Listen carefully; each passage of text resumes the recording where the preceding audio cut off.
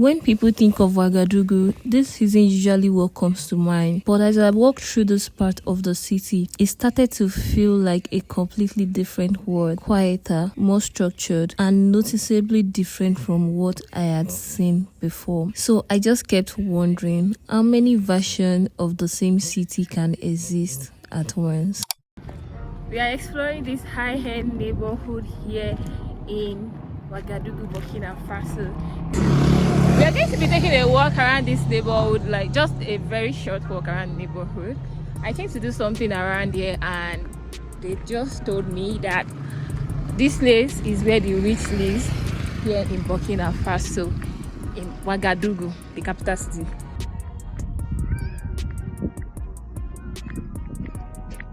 Okay guys, this neighborhood is called Waga 2000 here in Ouagadougou, and I think this part I'm working on is more like the outskirts of the Waga 2000. So I will try to go inside the street to see what we have there.